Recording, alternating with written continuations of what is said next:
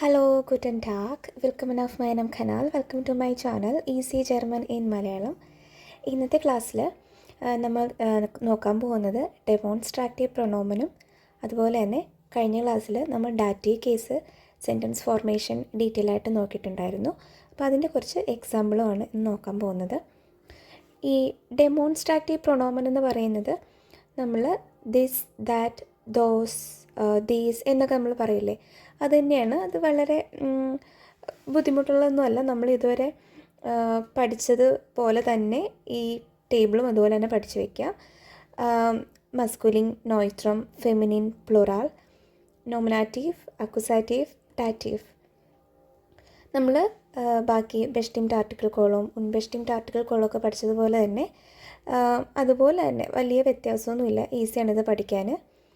ദീസർ, ദീസസ്, ദീസ, ദീസ. അക്യുസാറ്റീവ് വരുമ്പോൾ നമുക്കറിയാം ഒരു എൻ വരാറുണ്ട്, ഇ എൻ. അപ്പോൾ ദീസൻ. നോയിത്രത്തിന് വ്യത്യാസമൊന്നും ഉണ്ടാവാറില്ല അക്യുസാറ്റീവ് കേസിൽ. ദീസസ്. ഫെമിനിൻ ദീസ, പ്ലൂറാൽ ദീസ. ഡാറ്റീവ് വരുമ്പോൾ നമുക്കറിയാം ബെസ്റ്റിംഡ് ആർട്ടിക്കിൾ കോളമാണെങ്കിൽ എന്തായിരിക്കും, നോമിനാറ്റീവ് ഡെയർ എന്നുള്ളത് ഇവിടെ ഡേം ആവും അല്ലേ. ഡേം, ഡേം, ഡെയർ, ഡേൻ കൊമ എൻ എന്നല്ല നമ്മൾ പഠിച്ചിരുന്നത്. അപ്പോൾ അത് ഇവിടെ ഡെമോൺസ്ട്രാറ്റീവ് പ്രൊനോമൻ വരുമ്പോൾ ദീസം, ദീസം, ദീസർ, ദീസൻ കൊമ എൻ അല്ലെങ്കിൽ ഹൈഫൻ എൻ. അത് നമുക്ക് എക്സാമ്പിൾ നോക്കുമ്പോൾ ഈ ഒരു എന്ന് എക്സ്ട്രാ ഒരു എൻ കൊടുത്തേക്കുന്ന എന്തിനാന്ന് നമുക്ക് മനസ്സിലാവും. ഓക്കെ, അപ്പം ഈ ഒരു ടേബിൾ ഇതുപോലെ തന്നെ പഠിച്ചു വയ്ക്കുക. നമ്മളായിട്ട് സെൻറ്റൻസ്, ഈ സെൻറ്റൻസിൽ ഞാനത് ഉൾപ്പെടുത്തിയിട്ടുണ്ട്, അതുകൊണ്ടാണ് ഞാൻ ഈ വീഡിയോയിൽ ഇത് പറയാമെന്ന് കരുതിയത്. ഇനി നമുക്ക് ഒരു എക്സാമ്പിൾ നോക്കാം. I help my mother. ഞാൻ എൻ്റെ അമ്മയെ സഹായിക്കുന്നു. പിന്നെ ഒരു കാര്യം നിങ്ങൾ മനസ്സിലാക്കേണ്ടത്, ഇപ്പോൾ ജർമ്മൻ എന്ന ലാംഗ്വേജിൽ എല്ലാ കാര്യത്തിലും നമുക്കിപ്പോൾ മലയാളമായിട്ടോ അല്ലെങ്കിൽ ഇംഗ്ലീഷായിട്ടോ അങ്ങനെ കമ്പയർ ചെയ്ത് നമുക്ക് പഠിക്കാൻ പറ്റില്ല. ഈ ഒരു ലാംഗ്വേജിന് അതിൻ്റേതായ ഒരു പ്രത്യേകതയുണ്ട്. അപ്പം അത് എന്താണെന്ന് ഞാൻ ഇപ്പോൾ പറയാം. I help my mother. ഇവിടെ ടു ഹെൽപ്പ് എന്ന വെർബ് ഡാറ്റീവാണ്. അതെപ്പോഴും ഡാറ്റീവ് കേസായിരിക്കും എടുക്കുക. ഇപ്പോൾ നമ്മൾ അക്യുസാറ്റീവ് കേസ് പഠിച്ചപ്പോഴായാലും ശരി, ഡാറ്റീവിൻ്റെ ഡെഫിനിഷനൊക്കെ പഠിച്ചപ്പോഴായാലും ശരി, നമ്മൾ ക്വസ്റ്റ്യൻ വേർഡ്സ് പഠിച്ചിട്ടുണ്ടായിരുന്നു അല്ലേ. അക്യുസാറ്റീവ് കേസിൽ നമ്മളത് കണ്ടുപിടിക്കാനായിട്ട് ചോദിക്കുന്ന ചോദ്യവാക്ക് വെയിൻ, ആരെ, പിന്നൊന്ന് വസ്, വാട്ട്. അതേസമയം ഡാറ്റീവിൽ നമ്മൾ ചോദിക്കുന്ന വെയിം, ടു ഹൂം എന്നാണ്. ഈ ഒരു സെൻറ്റൻസിൻ്റെ മീനിങ് എങ്ങനെയാണ് വരുന്നത്? ഞാൻ എൻ്റെ അമ്മയെ സഹായിക്കുന്നു. ഇവിടെ ശരിക്കും നമ്മുടെ മനസ്സിൽ ഓടി വരുന്നത് ഞാൻ ആരെ സഹായിക്കുന്നു എന്നുള്ളതാണ് അല്ലേ. അപ്പം ഞാൻ എൻ്റെ അമ്മയെ സഹായിക്കുന്നു. എനിക്ക് അവിടെ ഒബ്ജക്റ്റ് കിട്ടി. ശരിക്കും അത് നമ്മൾ അക്യുസാറ്റീവ് കേസിലാണ് അങ്ങനെ ചോദിക്കാറ്, ഞാൻ ആരെ. അതേസമയം ഡാറ്റീവ് കേസ് വരുമ്പോഴത്തേക്ക് ടു ഹൂം, ആർക്ക് അല്ലെങ്കിൽ ആരോട്, അങ്ങനെ ടു ഹൂം എന്നുള്ളൊരു മീനിങ് ആണ് വരുന്നത്. പക്ഷേ ഇവിടെ നമുക്ക് ആ ഒരു ക്വസ്റ്റ്യൻ അങ്ങനെ നമുക്ക് ചോദിച്ചാൽ അതിനുള്ള ആൻസർ നമുക്ക് കൃത്യമായിട്ട് കിട്ടില്ല, നമുക്ക് കൺഫ്യൂഷൻ ആയിപ്പോൾ. അതാണ് ഞാൻ ആദ്യം പറഞ്ഞത്. ചില കേസ് നമ്മൾ അതുപോലെ തന്നെ പഠിച്ചു വയ്ക്കുക, അതിന് പ്രത്യേകിച്ച് ഒരു ക്ലാരിഫിക്കേഷൻ അങ്ങനെ നമുക്ക് കൊടുക്കാൻ പറ്റില്ല. അപ്പോൾ ഹെൽപ്പൻ എന്ന് പറയുന്നത് ഒരു ഡാറ്റീവ് വെർബാണ്. അതുപോലെ ചില വെർബുകളുണ്ട്, നമ്മളത് ആ ഒരു കേസ് അത് അങ്ങനെ തന്നെ നമുക്ക് പഠിച്ചു വയ്ക്കുക. അതുമാത്രമല്ല, ഞാൻ ഡാറ്റീവ് ഒബ്ജക്റ്റിനെ തരുന്ന കുറച്ച് വെർബുകൾ ഷോർട്സ് വീഡിയോ ആക്കി ഇട്ടിട്ടുണ്ട്. അക്യുസാറ്റീവ് ഇട്ടിട്ടുണ്ട്, അതുപോലെ തന്നെ ഡാറ്റീവ് ഇട്ടിട്ടുണ്ട്. അത് അതുപോലെ പഠിച്ചു വെച്ചാൽ നിങ്ങൾക്ക് വളരെ എളുപ്പമായിരിക്കും. ഇപ്പോൾ പെട്ടെന്ന് ഒരു വെർബ് കാണുമ്പോൾ ഓക്കെ ഇത് ഡാറ്റീവ് കേസാണ് എന്ന് നമുക്ക് ഓർത്തിട്ട് പെട്ടെന്ന് തന്നെ നമുക്ക് അതിൻ്റെ ആൻസർ എഴുതാൻ സാധിക്കും. ഓക്കെ, ഇതിൻ്റെ ട്രാൻസ്ലേഷൻ നമുക്ക് നോക്കാം. ഐ, ഈഷ്, ഹെൽപ്പ്. ഹെൽപ്പ് എന്നുള്ളതിൻ്റെ ജർമ്മൻ വെർബ് ഹെൽഫൻ. ഓക്കെ, അത് ഇവിടെ ഐക്ക് അനുസരിച്ച്, ഐ എന്ന പേഴ്സണൽ പ്രൊണോമിന് അനുസരിച്ച് കോൺജുഗേറ്റ് ചെയ്യുമ്പോൾ ഈഷ് ഹെൽഫ്. ദു ആയിരുന്നെങ്കിലോ ഹെൽപ്സ്റ്റ്, ഇയർ ആയിരുന്നെങ്കിലോ ഹെൽഫ്റ്റ്. ഇവിടെ ഐ ആണ് വന്നിരിക്കുന്നത്, അതുകൊണ്ട് ഈഷ് ഹെൽഫ്. ഇനി മൈ മദർ.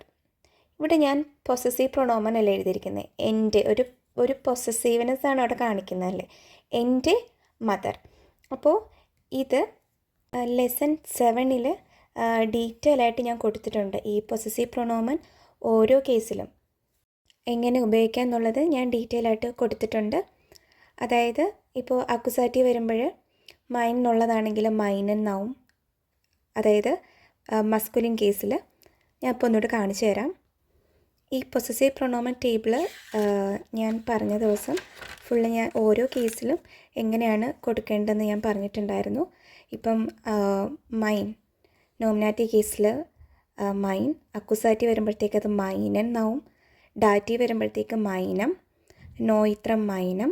ഇപ്പോൾ ഫെമിനിൻ നൗണാണ് വരുന്നതെങ്കിൽ നമ്മൾ മൈനർ എന്ന് കൊടുക്കും അല്ലേ. അപ്പോൾ ഇത് ഡീറ്റെയിൽ ആയിട്ട് നിങ്ങൾ അറിഞ്ഞിരിക്കുക. ഇവിടെ മൈനർ മൂട്ടർ, മദർ എന്നുള്ളത് ഒരു ഫെമിനിൻ നൗണാണ്. ഡി മൂട്ടർ എന്നാണ് നമ്മൾ നൗൺ എഴുതുക. അപ്പോൾ ഇവിടെ മൈനർ എന്നായിരിക്കും വരിക. എന്തുകൊണ്ട്? ഇത് ഡാറ്റീ കേസാണ്. ഡാറ്റീ കേസ് ഫെമിനിൻ വരുമ്പോൾ ഡി മൂട്ടർ എന്നുള്ളത് ഡെയർ മൂട്ടർ എന്നാവും. ഇതാണ് ഫെമിനിൻ, അത് ഡി മൂട്ടർ. അപ്പോൾ ഡാറ്റീ കേസിൽ മൈനർ എന്നാവും. ഇപ്പം മൂട്ടറിന് പകരം അവിടെ ഫാദർ എന്നായിരുന്നെങ്കിലോ, ഫാദറിൻ്റെ ആർട്ടിക്കിൾ ഡെയർ ആണ്, അതൊരു മസ്കുലിൻ നൗണാണ്. അപ്പോൾ ഡാറ്റീ കേസിൽ വരുമ്പോൾ എന്തായനെ? മൈനം ഫാദർ എന്നായനെ. ഓക്കെ, സോ ഈഷ് ഹെൽഫർ മൈനർ മൂട്ടർ. ഇനി അടുത്തൊരു സെൻറ്റൻസ് നോക്കാം. She answers her father. Okay, അപ്പോൾ അതായത് അവൾ ഫാദറിനോട് ആൻസർ ചെയ്യുന്നു, ഉത്തരം പറയുന്നു, സംസാരിക്കുന്നു. അപ്പോൾ ഈ ആൻസർ, ടു ആൻസർ, ആരോട് ആൻസർ ചെയ്യുന്നു? ഹർ ഫാദർ, അവളുടെ ഫാദറോട് ആൻസർ ചെയ്യുന്നു. അപ്പം ഷീക്ക് സി, ടു ആൻസർ അൻറ്റ്വോർട്ടൻ, അതാണ് വെർബ്. അപ്പോൾ ഈ സിക്ക് അനുസരിച്ച് കോൺജുഗേറ്റ് ചെയ്യുമ്പോൾ RCS, ഈ സിക്ക് അനുസരിച്ച് കോൺജുഗേറ്റ് ചെയ്യുമ്പോൾ അൻറ്റ്വോർട്ടറ്റ്, സി അൻറ്റ്വോർട്ടറ്റ് ഹർ ഫാദർ. ഇതും പൊസസീവ് പ്രൊണോമനാണ്, അവളുടെ ഫാദർ അല്ലേ. അപ്പം ഫാദർ, ഡെയർ ഫാദർ, ഞാൻ കുറച്ച് മുമ്പേ പറഞ്ഞതേ ഉള്ളൂ, ഇതൊരു മസ്കുലിൻ നൗണാണ്, ഡെയർ ഫാദർ. അപ്പോൾ ഹർ, അവളുടെ ഫാദർ എന്നാണ് വന്നിരിക്കുന്നത് അല്ലേ. അപ്പം നമ്മളിവിടെ എന്താ എഴുതേണ്ടത്? ഈ ടേബിൾ നോക്കൂ. സി എന്നുള്ളതിൻ്റെ പൊസസീവ് പ്രൊണോമൻ എന്താണ്? ഇയർ അല്ലേ. അപ്പം അവിടെ വന്നിരിക്കുന്ന നൗണ് മസ്കുലിൻ നൗണാണ്, ഫാദറാണ്. ഈ ടേബിൾ അനുസരിച്ച് ഡാറ്റീവ് കേസ് വരുമ്പോൾ എന്താവും?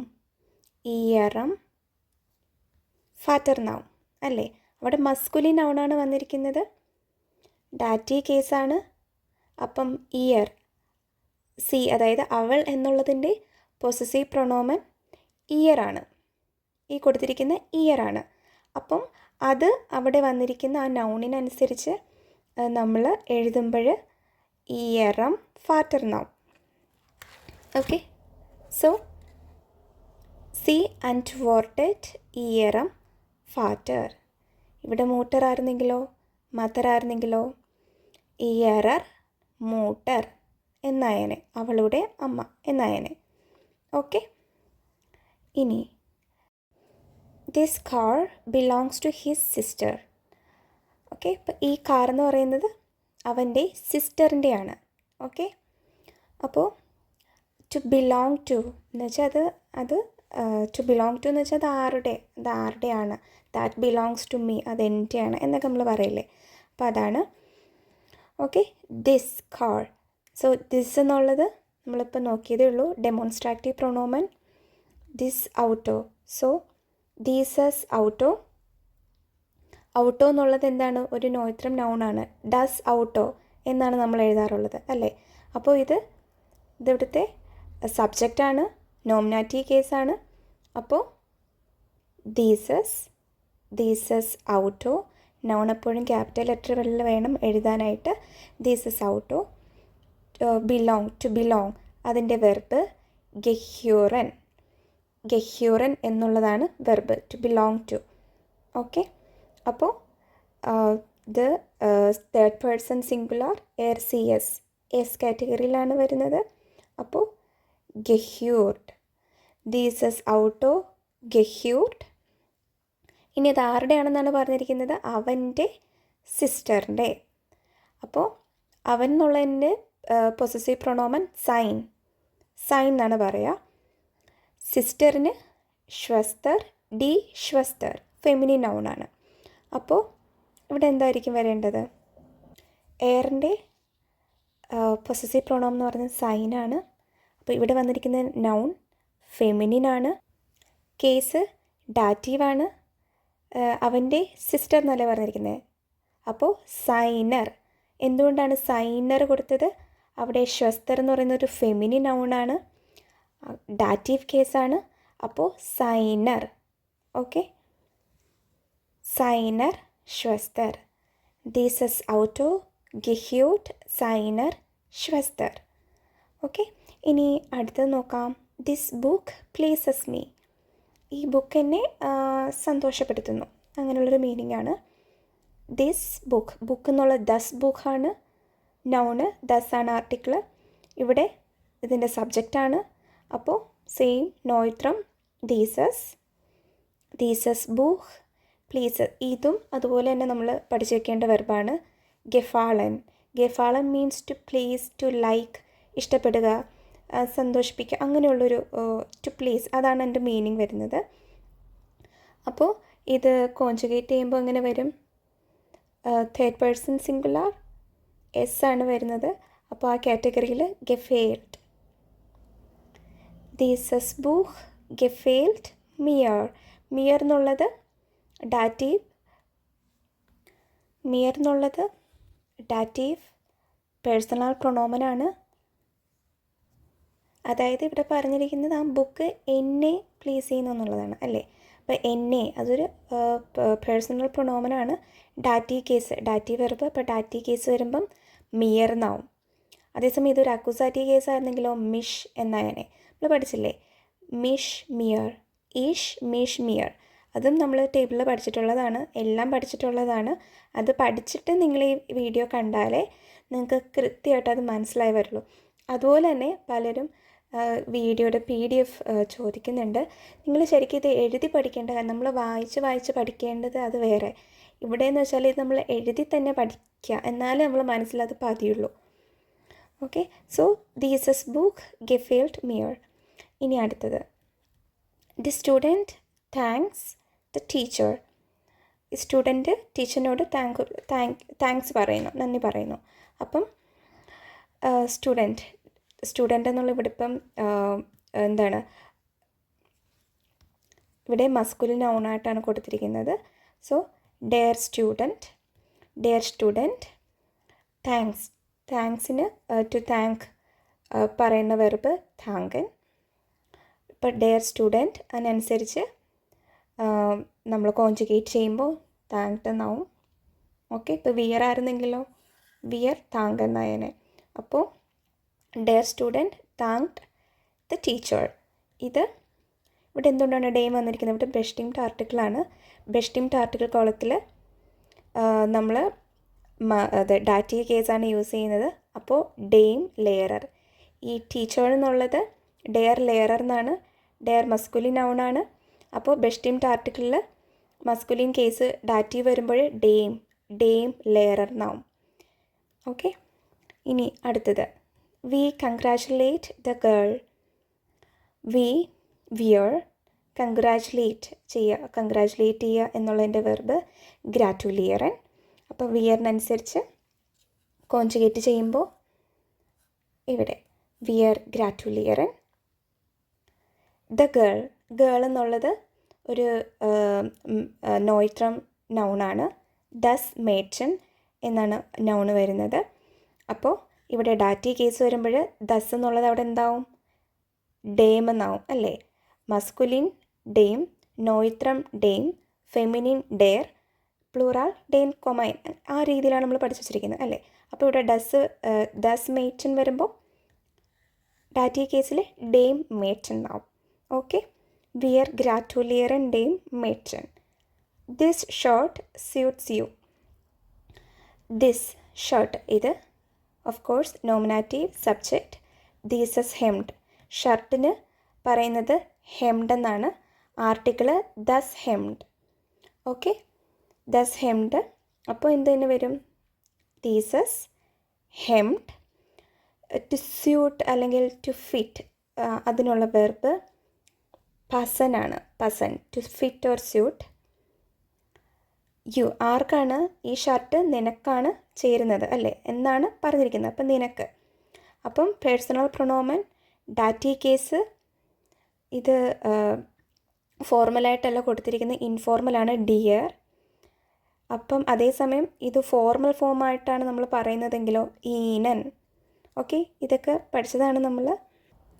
കണ്ടില്ലേ, ഈ ടേബിളിൽ നമ്മൾ കൊടുത്തിട്ടുണ്ട് ഡിയർ. ഡിയർ എന്ന് പറയുന്നത് ഇൻഫോർമൽ. അതേസമയം ഫോർമൽ ഫോം ഓഫ് യു എന്ന് പറയുന്നത് എന്താണ്? ഈനൻ. ഓക്കെ, അപ്പോൾ ഇവിടെ നമ്മൾ കൊടുത്തിരിക്കുന്നത്, ഇപ്പോൾ നമ്മൾ പഠിക്കുന്ന കേസിൽ നമ്മൾ കൊടുത്തിരിക്കുന്നത് ഡിയർ ഇൻഫോർമൽ. ഫോർമൽ ആണെങ്കിൽ ഈനൻ നായന്. ഓക്കെ, ദീസ് ഇസ് ഹെംഡ്, പാസ്റ്റ്, ഡിയർ. അടുത്തത് we follow these people. We follow, follow എന്നുള്ളതിൻ്റെ വെർബ് ഫോൾഗൻ എന്നാണ്. അപ്പം വിയറിനനുസരിച്ച് കോൺജുഗേറ്റ് ചെയ്യുമ്പോൾ വിയർ ഫോൾഗൻ. ദീസ് പീപ്പിൾ, ഇവിടെ ഈ ദീസ്, ഇവിടെയൊക്കെ നമ്മൾ ദിസ് ദീസ് ഒക്കെ നമ്മൾ പഠിച്ചു. പക്ഷേ അതൊക്കെ എന്തായിരുന്നു? അവിടുത്തെ സബ്ജക്റ്റ് നോമിനാറ്റീവ് ആയിരുന്നു അല്ലേ? അതേസമയം ഇവിടെ കൊടുത്തിരിക്കുന്നത് എന്താണ്? ഒബ്ജക്റ്റായിട്ടാണ് കൊടുത്തിരിക്കുന്നത് അല്ലേ? അപ്പം മെൻഷൻ. മെൻഷൻ എന്നുള്ളത് ഒരു പ്ലൂറൽ നൗണാണ്. അതിൻ്റെ സിംഗുലർ നൗൺ എന്ന് പറയുന്നത് ഡെയർ മെൻഷാണ്, മസ്കുലിൻ നൗണാണ്. പ്ലൂറൽ ഏതൊരു നൗണിൻ്റെ ആയാലും പ്ലൂറൽ എന്ന് പറയുന്നത് ഡി തന്നെയായിരിക്കും. ഓക്കെ, അപ്പോൾ ഈ ഒരു കേസിൽ നമ്മൾ പഠിച്ചിട്ടുണ്ടായിരുന്നല്ലോ, നമ്മൾ ദീസൻ, ഇവിടെ നമ്മളൊരു എക്സ്ട്രാ ഒരു ഇ എൻ അല്ലെങ്കിൽ ഒരു എൻ ഇവിടെ കൊടുത്തിട്ടുണ്ട് അല്ലേ? അത് എപ്പോഴാണ് എഴുതേണ്ടതെന്ന് വെച്ചാൽ ഈ ഒരു കേസിൽ ഇത് ഡാറ്റീവ് കേസ്, പ്ലൂറലാണ് വരുന്നത്. അപ്പോൾ ഡീസൻ, ഡീസൻ, പിന്നൊരു എൻ. ഈ എൻ ഇപ്പോൾ ഓൾറെഡി ഈ നൗണിനകത്ത് ഒരു എൻ ഉണ്ട്. അങ്ങനെയാണ് ഈ നൗണിൻ്റെ പ്ലൂറൽ തന്നെ വന്നിരിക്കുന്നത്. പക്ഷേ അങ്ങനെ ഇല്ലാത്ത നൗണുകളും ഉണ്ട്. അപ്പോഴാണ് നമ്മളവിടെ ആ എൻ ചേർക്കേണ്ടി വരുന്നത്. ഓക്കെ, അപ്പോൾ ഇവിടെ decent, mention, dative case use ചെയ്തു. ഇത് നമ്മൾ നോമിനാറ്റീവ് സബ്ജക്റ്റായിട്ടല്ല വന്നിരിക്കുന്നത്, അത് നിങ്ങൾ പ്രത്യേകം ശ്രദ്ധിക്കുക, ഒബ്ജക്റ്റായിട്ടാണ് വന്നിരിക്കുന്നത്. അപ്പോൾ ഇന്നത്തെ ക്ലാസ്സിൽ ഇത്രയേ ഉള്ളൂ. വീഡിയോ ഇഷ്ടമായാൽ like, share and subscribe. Thank you.